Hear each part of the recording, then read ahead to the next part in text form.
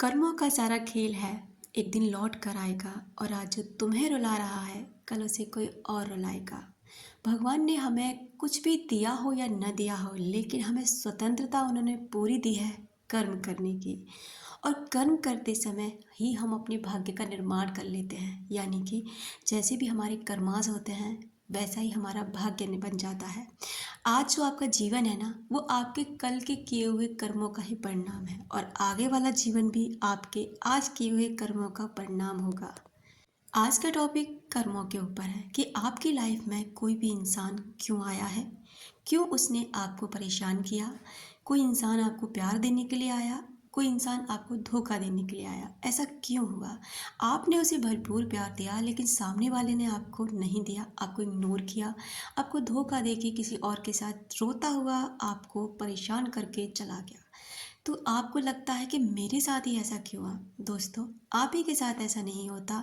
इस दुनिया में हर उस व्यक्ति के साथ ऐसा होता है जो यहाँ रह रहा है।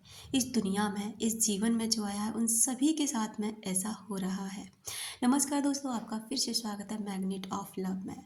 यहाँ पर आपके जीवन के हर एक फील्ड पर काम किया जाता है, चाहे वो कर्मा हो, लॉ ऑफ अट्रैक्शन हो, एंजल्स नंबर हो, रिलेशनशिप से लेकर कोई चीज़ हो या साइकोलॉजी। हर तरीके की बात आपको यहाँ बताई जाती है। अगर आप ऐसे वीडियोस देखना पसंद करते हैं तो आप मेरे साथ आगे बढ़ सकते हैं। एक बहुत छोटी सी कहानी पहले मैं आपको बताना चाहूँगी, शायद आप इस कहानी से बहुत अच्छे से समझ पाएँ कि कर्मा किस तरह बैक होते हैं। एक सेठ था, बहुत ही ज़्यादा पैसे वाला। उसके एक बेटा था। बेटे के जन्म पर उसने बहुत ज़्यादा खर्चा किया, जितना भी लोग पैसे वाले कर सकते हैं। बहुत दान किया, बहुत कुछ ऐसा किया जो दूसरे लोग शायद नहीं कर पाते। धीरे धीरे उसका बेटा बड़ा हुआ, पढ़ाया लिखाया उसने, और एक दिन उसने शादी की। शादी भी उसने बड़ी धूमधाम से की। शादी होने के कुछ दिन बाद ही वो उसका बेटा बीमार रहने लगा। अब वो सेठ ये कहने लगा कि अब तक तो उसे कोई बीमारी नहीं थी, लेकिन अचानक से ऐसा बीमार क्यों हुआ। और वो बीमारी भी ऐसी नहीं थी कि छोटी मोटी, काफ़ी बड़ी बीमारी थी, सीरियस बीमारी थी। उसने हर जगह हर संभव प्रयास किया उसे ठीक कराने का, लेकिन वो ठीक ना हो सका। जहाँ भी कोई इंसान उसे डॉक्टर बताता, देश विदेश जहाँ तक उस पर संभव था वो वहाँ तक उसको दिखाकर लेकर आया। एक दिन पड़ोस के एक वैद्य जी के पास भी वो लेकर पहुँचा, इस उम्मीद से कि मैं अब सब जगह से हार चुका हूँ, शायद मेरी यहाँ पर कोई बात बन जाए। उन गुरुजी की जो, उन वैद्य जी जो थे, उनकी फ़ीस मात्र 1 रुपये थी। 1 रुपया जैसे उसने उन वैद्य जी को दिया, वो बेटा जो था, जो बीमार था, जो अब तक बोल नहीं रहा था, अचानक से हंसने लगा और उठकर बैठ गया। उसकी ये इस हालत को देखकर वहाँ पर बैठे सभी लोग बड़े आश्चर्यजनक रह गए। और उसका जो बाप था, यानी जो सेठ था, उसने पूछा, बेटा एकदम से कैसे ठीक हो गया? अभी तो कोई दवाई औषधि भी नहीं लगी। उसने कहा कि सेठ जी, मैं तुम्हारा कोई बेटा नहीं हूँ। तो उसने कहा कि बेटा ऐसे क्यों बोल रहे हो, मैंने तो तुम्हारे ऊपर सारे जीवन की कमाई लगा दी, तुम ऐसे क्यों बोल रहे हो? कि सेठ जी, मैंने भी तो तुम्हारे ऊपर अपने जीवन की पूरी कमाई लगाई थी। याद करो कि अब से कुछ समय पहले, कुछ सालों पहले तुम कहाँ पर काम करते थे? तुम एक दुकानदार थे इसी जन्म में, और मैं अपने पिछले जन्म में एक फौजी था। मैं वहाँ पर अपनी सारी कमाई तुम्हारे पास डिपॉजिट करता था। जमा पूंजी जो मेरी थी, जीवन की जो कमाई होती थी, वो मैं सब तुम्हारे हवाले करता गया। एक दिन मैं युद्ध पर जा रहा था और मेरे जितने भी पैसे थे, जो भी मेरे पास था, मैं तुम्हारे पास रख के चला गया। और तुमने मेरे हस्ताक्षर भी लिए, तुमने मुझे वचन भी दिया कि तुम मेरे पैसे वापस कर दोगे, लेकिन तुमने ऐसा नहीं किया। जब मैं वहाँ लौट कर आया, मैंने तुम्हारे सामने बहुत मन्नतें की, क्योंकि मेरे पास और कुछ भी नहीं था सिवाय उन पैसों के, लेकिन तुमने वो पैसे नहीं दिए। जब मैंने तुम्हें धमकी दी, मैंने तुम्हें थोड़ा सा प्रेशर डाला, तो तुमने मेरी फ़ौज के एक डॉक्टर को पैसे देकर मुझे जहर का इंजेक्शन लगवा के मरवा दिया। और वो इंजेक्शन में लगा और मैं उस तरफ मौत के मुंह में चला गया। उसके बाद मेरे अंतिम समय पे मेरे अंदर सिर्फ एक ही तीव्र इच्छा थी, वो थी बदला लेना, तुमसे बदला लेना।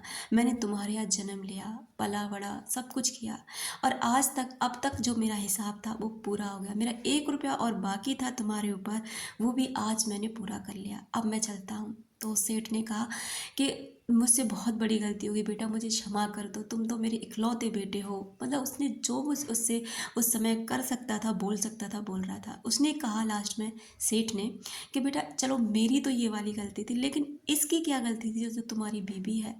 इसकी तो तुमसे अभी अभी शादी हुई है, अब ये विधवा का जीवन जिएगी, तो इसकी क्या गलती थी? तो बेटा बोलता है कि इसकी ये गलती थी कि जो डॉक्टर थी ना, जिसने पैसे लेकर के मुझे जहर का इंजेक्शन लगाया था, जो मुझे मौत के मुंह में डाला था, वो यही थी। और इसने मुझे मृत्यु दी थी, तो इसका परिणाम इसे भुगतना पड़ेगा। अब ये आगे की जीवन ऐसे ही जिएगी, इसे कोई जीवन साथी नहीं मिलेगा। ये ऐसे ही अपना इस जीवन का भुगतान करेगी, अपने कर्मों को भुगतेगी। जब इसे अपने कर्मों से मुक्ति मिल जाएगी, तब ये यहाँ से निकल के जाएगी। देखा दोस्तों, यही हमारे जीवन की सच्चाई है। हम जिसके साथ भी जो करते हैं, किसी को धोखा देते हैं, किसी के साथ गलत करते हैं, किसी का मर्डर कर देते हैं, चोरी करते हैं, झूठ बोलते हैं, गलत कुछ करके दूसरों को फंसा देते हैं, दूसरों का मजाक उड़ाते हैं, ये सब ऐसे ही नहीं है। आपको ये लगता है कि सब कुछ नॉर्मल है, नहीं।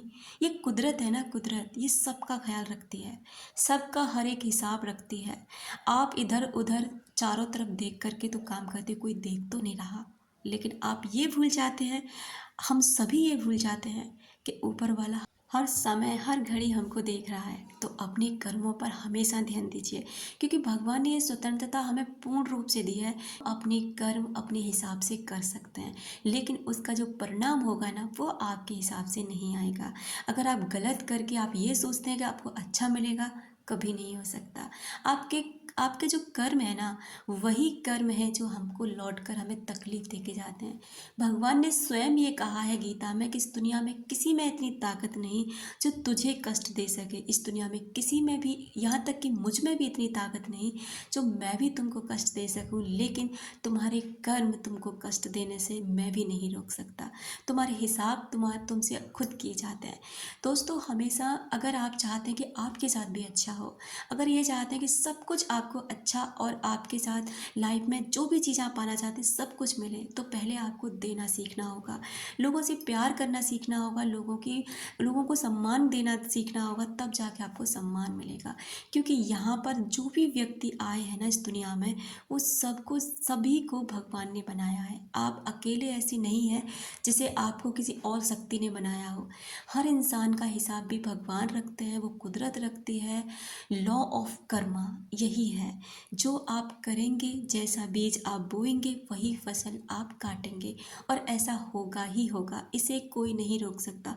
मान लीजिए आज किसी व्यक्ति ने आपको धोखा दिया है, आपको परेशान करके आपको तड़पा के चला गया है, वो तो गया एक साइड में। अब आप ये सोचिए आपके साथ ऐसा क्यों हुआ? क्या मेरी ही कोई गलती थी? अगर क्या मैं ही कहीं कुछ गलत थी? मैंने तो नहीं किसी के साथ गलत किया, और फिर भी इस जन्म में अगर आपने फिर भी गलत नहीं किया है ना, तो किसी न किसी जन्म में आपने इस व्यक्ति को धोखा दिया होगा। इसलिए कि ये व्यक्ति वापस आपके पास लौट कर आया है आपसे धोखा देने के लिए। अगर आपने इस व्यक्ति को यही माफ़ नहीं किया, इस व्यक्ति से यही माफ़ी नहीं मांगी ना, तो ये क्रम ताउम्र चलता रहेगा, हर जन्म में चलता रहेगा। कभी ये आपको धोखा देगा, कभी कभी आप इसे धोखा देंगे। तो इसलिए दोस्तों, उसको माफ़ करना सीखें, फॉरगिवनेस प्रैक्टिस करें, यानी कि मेडिटेशन करें, उस इंसान को माफ़ करें जिसने भी आपके साथ गलत किया है।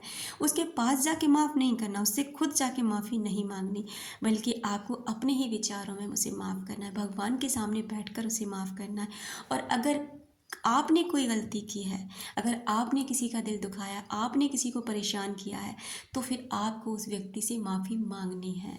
और ये होगा होअपोनोपोनो प्रेयर के द्वारा। ये प्रेयर बहुत ही ज़्यादा शक्तिशाली, जो किसी भी कर्मा को काटने में बहुत ही ज़्यादा आपकी मदद कर सकती है।